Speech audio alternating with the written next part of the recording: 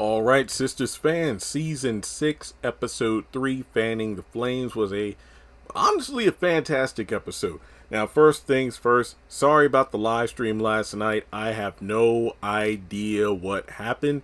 For some reason, about 5 minutes in, people were saying that the live was glitchy, the audio was off. I tried adjusting the mic and everything, and it just didn't work. Plus, I was super sleepy anyway.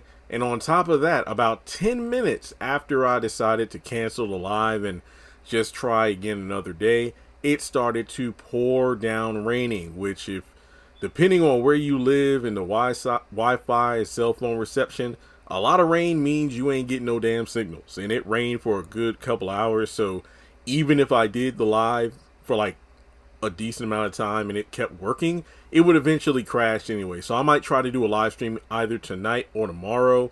But yeah, it was one hell of an episode. To be honest here, if not for the Zatima stuff, the episode would have gotten like maybe a 4 or something. But the Zach, Fatima, Michael, Heather stuff, that carried the episode. Once we got to like Zach's son and whatnot, I completely forgot about everything else. I mean, when you really think about it, what else happened in this episode? You have more Andy and Gary shenanigans, the same old we've been seeing. The brief scene between Sabrina and Bio was kind of nice. Didn't care about Maurice and Q at all. Danny and her first encounter with Hayden was actually funny. And I mean, the promo just tells you what happened, Jonah's ex warns her about Jonah, and that's about it. And aside from that, everything else was related to what happened to Karen and that was only at the beginning of the episode. And then we had the Zach and his son stuff. And once Zach and Fatima were on screen, this episode of Sisters literally became an episode of Zatima. It really did. And yes, there is the matter of the therapy that really throws off the timeline, because did not do a video last week. A number of BET articles were stating that, oh, well, see, the reason Zach and Fatima are so happy now, it's because the events of Sisters are actually behind of where we left off in Zatima, aka Zatima Season 2, Episode 10. It was stated in this episode of Sisters that Zach has been going to therapy, implying that him and Dr. I forgot his name, but the therapist that Paul referred Zach to via Fatima. And as a result, no. It's hard for me to say as of Sisters Season 6, Episode 3, because these 3 episodes are back to back to back. Where we are now currently in Sisters is ahead of where we are now in Zatima. Now, maybe it might be slightly tweaked if, let's say, the articles are like, well, Sisters Season 6 takes place... Well, actually, no, it still wouldn't make sense. Because we know that in the back half of Zatima Season 2, he will be going to therapy. So, yeah, Zatima is still behind. But then, you know what? No, we're not doing this today. But yeah, this episode, I can blitz through the review because it really is self-explanatory. Oh yeah, BET, they put out their review of this episode this morning as opposed to yesterday or Monday, meaning that, I did have to take notes last night. Honestly, I will probably not take notes, because if they pump out these reviews the day after the episode, I can just use these articles as reference when I do my reviews, because it's literally the same thing. 9 out of 10. I know that's a high score, but I feel like the episode earns it, mainly due to the Zatima stuff. Now, look, I don't really talk about the acting all that often unless it's really like, okay, I got to talk about it. But a lot of people were not crazy about Pam's acting in terms of how she was breaking down. The only thing I had to say was this. It's amazing how this woman is crying and wheezing and unable to speak now after finding out about the fire, but she was moaning and groaning over the phone last night when your ass should have been down at the salon making sure that equipment was cut off, because of the fact that the fire, I feel like we had a lot of repetitive dialogue for no reason, because it happened in the beginning of the episode, and then it also is going to happen in next week's episode. I have a feeling like every time somebody pops up at the salon, whether it's Zach first, or then Zach first, then Danny, Andy and Fatima and Pam are coming together as a group. There's Sabrina and Maurice. It's a who's who. They're all going to be down there. Look, there was a fire and there's a body inside. We don't know if it's Karen, and it's all Pam's fault. Like, I don't want to hear that like 8 different times next week. So that's essentially the beginning of the episode. Pam shows up. She wants to know what's going on, but the firemen literally, and then Aaron shows up doing the same, routine. Look, the shift that put out the fire just got off. I'm part of the morning shift. We only know it was a fire and there is a body in there, but we don't know who it is. But there is Karen's vehicle that we did move back due to it being too close to the building. So simply put, there is a body in there. We don't know who it is, and we're waiting on the coroner to come. And then you got Aaron just, being a smartass because he's so worried and whatnot. And it's just one of those situations where he was level-headed because Pam instantly wants to call, Miss Lisa's mom. And I will admit, the evidence does seem to point in the direction of Karen being the person to be in there, because if not her, who else? And that makes complete sense.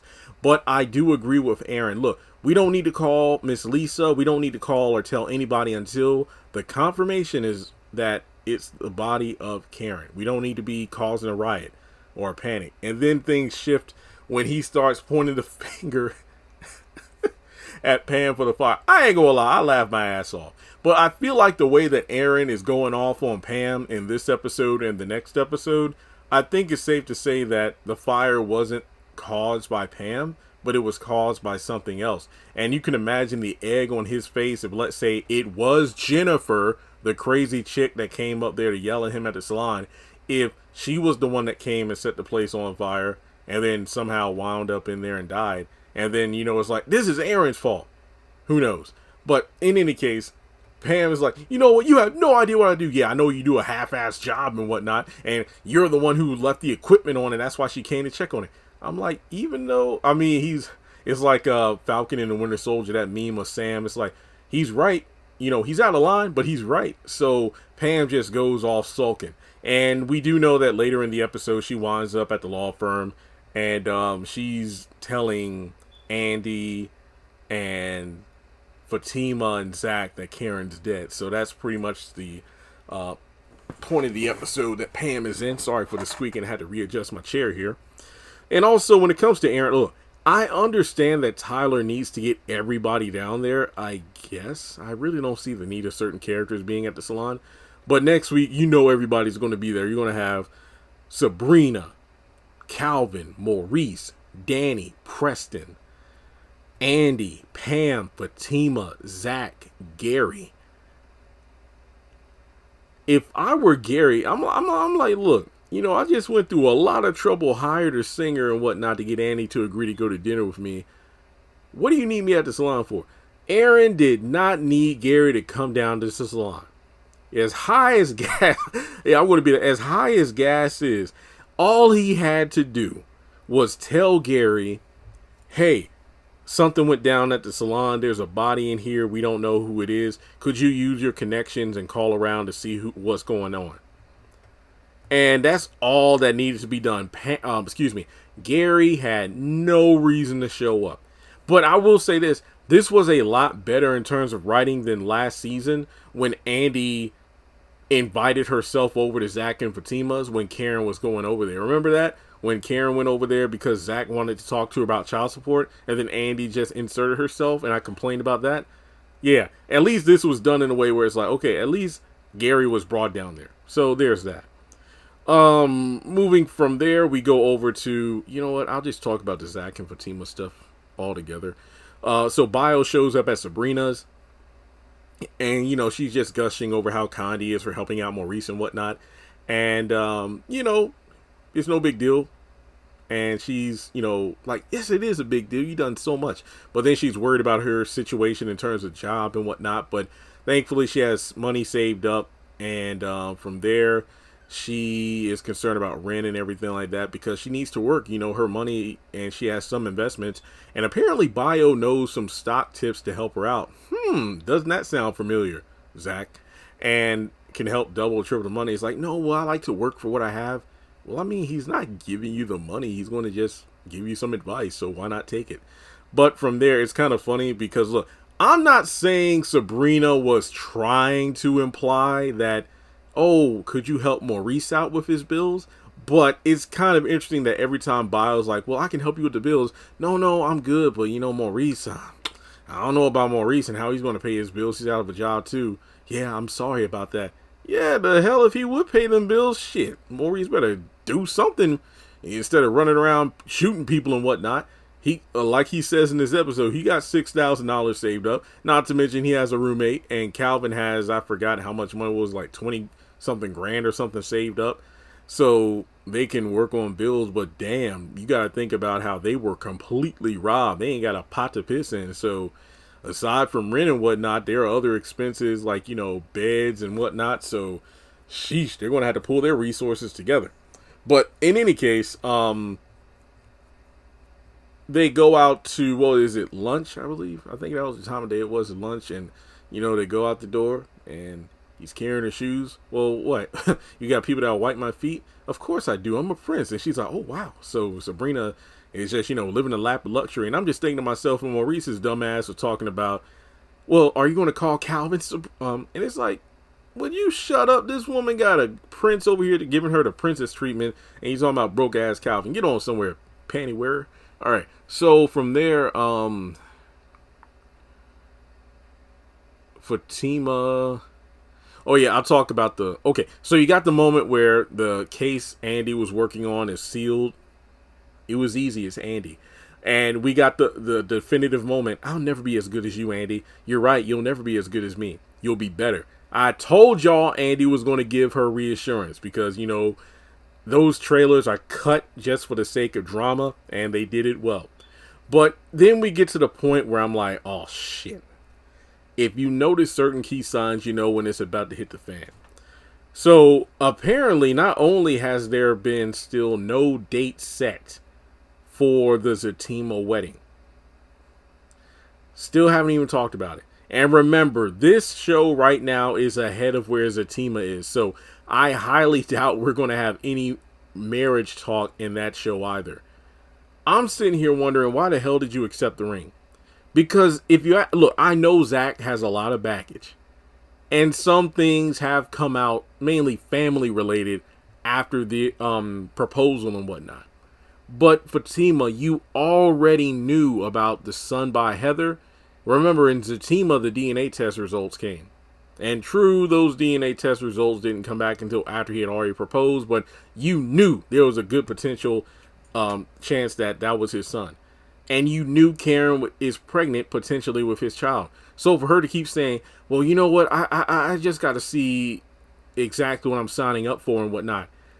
You should have never accepted the ring. Just like Danny had the good sense not to accept Preston's proposal, you should have done the same thing. It just feels like the more you use that excuse, not reason, the more it shows you have cold feet about the entire situation. You two being back together is great, but you have no business being engaged right now. That's just my opinion. But from there, we go over to, well, it's not that much of a situation to talk about. Danny runs into Jonah's ex-wife, apologizes for how she acted the first time they met, warns her about Jonah's antics and whatnot. And interestingly enough, she denies bailing him out of jail. So if she didn't get him out of jail, how did he get out of jail? But in any case, we get a scene where Hayden pulls up with Tamara earlier in the episode, just like the promo showed.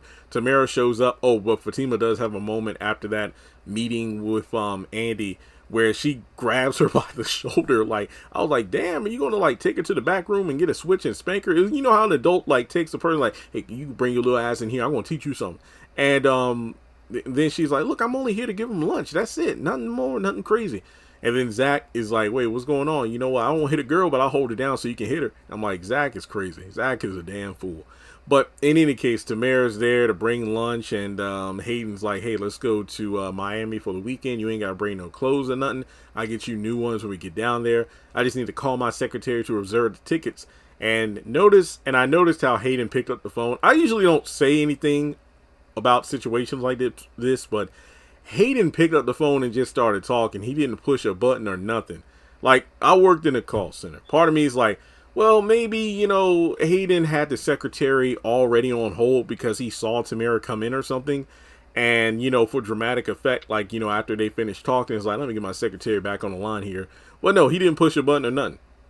No. So come on now, y'all do better. He just needed to hit a button. That's all it was.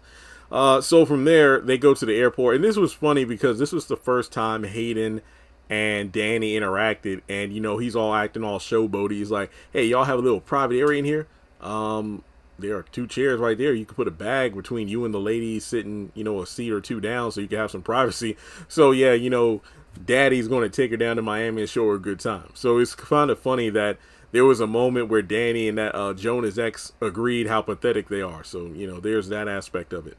And some people speculate that Hayden does know that, Tamara's trying to do him dirty. Hence why it's like, hey, let's just uproot for a weekend and go out of town so he can interrogate her. I don't know. This fool just seems to be living the life right now. All right. So from there, Gary calls Andy about asking her for dinner or something. And no, I don't want to go to dinner with you. I'm tired of these games. It's just the same. Okay, Andy looked incredible in that dress. That much I will say. But everything else about this storyline, it's just so repetitive and redundant. Even though we had this woman come and sing Brandy's Have You Ever. Number 1, great job. Number 2, Gary, I got to give you props. This woman did an amazing job singing this song. Far better than the rent-a-cops you hired.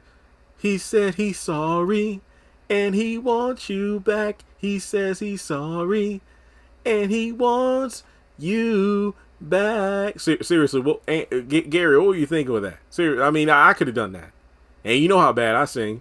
But still, this woman, have you ever? Come on now. That was what I'm talking about. But despite how good the singing was, this entire plot beat of the episode was completely unnecessary because, guess what? This was the same shit from season 4. Andy's mad. Gary's trying to repent. Sends a singer, or, well, singers in the past, but singer this time around.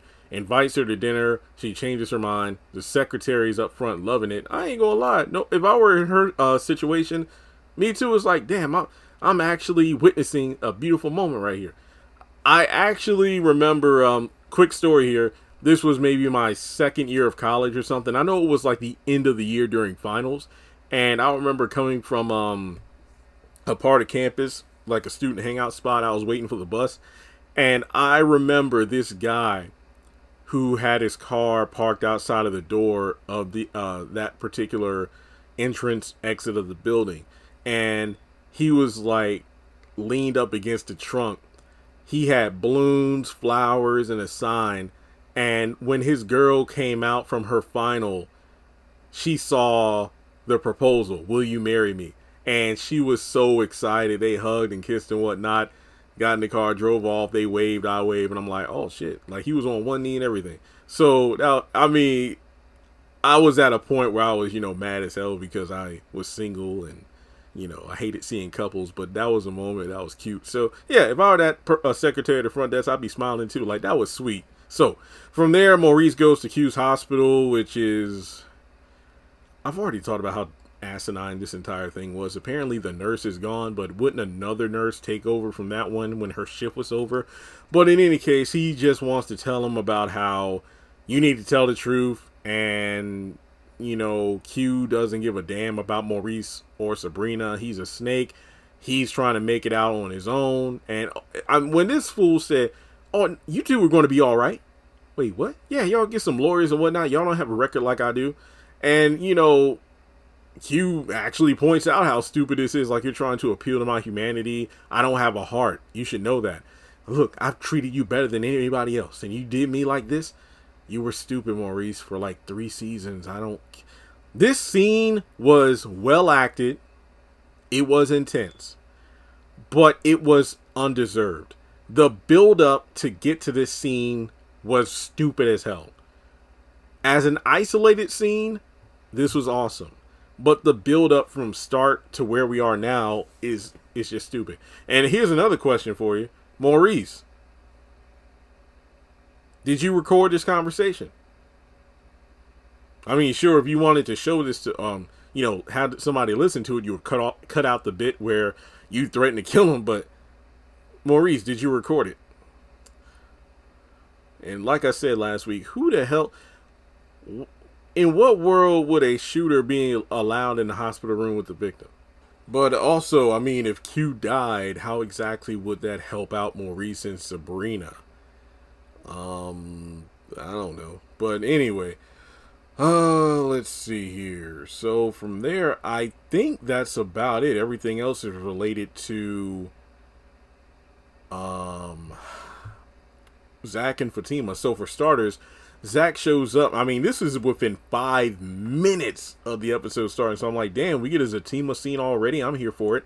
And thankfully, Zach pretty much says, look, I know I could have called you, but I just wanted to get your reaction so you knew that I wasn't tripping. He basically explains to Fatima what Heather said about, the arrangement where, between her and her sister, they watch the kid and, don't come by till 3 o'clock. And when I'm asleep, he's running around watching TV. He got his tablet and whatnot, and he's concerned. So Fatima agrees to go over there with him. And then on the way there, he's starting to show concern. It's like, look, this is starting to sound like how I was raised, and, I'm getting worried. And somebody actually messaged me about, hey, I don't think Fatima was right to come with him, or at least keep saying, Zach, you need to calm down and don't get upset. And I had to disagree with that. I think Fatima being there was exactly what was needed, because we all know that when Zach gets overly emotional about something, he will lash out. And like Fatima said, Fatima 100% agree. You fighting or snatching up your son, that will do far more harm than good. We need to go about this the right way. This is what I like to see, Zach and Fatima working together. And no, this isn't me saying, well, see, Zach can't handle his own situation. Fatima needs to help him. No, they're a team. Zach is hurting. He's not going to make the right decision. But Fatima's like, look, I work at a law firm. I know people, or Andy knows people. We will get the right people involved to make sure we get your son out of the current situation he's in. Remember, Fatima was the first one. We can't leave him like this, Zach. And I'm like, damn, that's a woman right there. Or that's just a partner in general. It's like, we can't let him sit like us, be like this. Because they pull up and then they notice him outside. And then a woman sticks her head out of the window like she's in an episode of 227, basically spilling all the tea about how Heather ain't shit, always leaving that boy out here by himself in the daytime, in the nighttime. I called child services on him like 3 times already, or 3 or 4 times, because he's still in diapers. He don't talk. He's like 3 or 4 years old. It's ridiculous. She talks like any other kind, however she wants to around him. So they eventually go inside, and I looked at the credits. I did not see the name of the guy that Heather's, apparently with right now. I think Bones is the name according to the character description we got a while ago, but I don't know. It wasn't in the end credits. But essentially, Heather pretty much, says, wow, I told y'all to come by 3. And it's like, she tries to explain the situation. And, well, to be somewhat fair, it's like, don't come over here judging me and talking to me any kind of way. You just found out you had this boy. I've had him for years now. But at the same time, it's like, it's sad because while Heather is very, it's easy to look at her with disgust and disdain. The way her son is being, quote unquote, raised is how a lot of kids are raised, and it's sad. Where the parent or parents take no initiative. I mean, when the last time you went to a pediatrician? He ain't sick, and it's like, wow. He's still in diapers. She claims that he's slow, but, of course, I don't know. But I feel like maybe the reason why he's quote unquote slow, or in this case, not fully developed, like, he's 3 and not talking or anything, it's because he's literally not being raised at all. Like kids, they usually talk once they are around people a lot and they hear them talking and they start to say or attempt to say what they hear. So the fact that nobody's around raising him, that's why he's quote unquote slow or the way he is now. Like Fatima said, the damage is done. However, they go through the proper channels and get Michael out of there. Maybe they can undo what, Heather's done. And it's sad. I mean, he's pooping on himself and all. And it's just crazy. It really is crazy. And then the man comes out of the back lashing out. Did he bring the money? I'm over here raising your son. Because Zach is about to lose it. He's about to go all the way off, but Fatima calms him down. So then from there, Zach is upset, but Fatima, yet again, calms him down, saying they will do what they need to do to get him out of there because of the childhood memories. And again, this is like, damn, we're really touching base on Zach's emotion and whatnot. It reminded me of the, season 2, episode 2, Zatima, where he's breaking down in the car, and then because his mom left him in the grocery store, that's exactly what this felt like. So, yeah, that's the episode, because they go back to the law firm, Pam is there, and that's it. So yeah, folks, that was my review of last night's episode of Sistas. I thought it was great, mainly the Zach and Fatima stuff, but let me know your thoughts in the comment section below. Like and subscribe, and I will talk to you in the next one.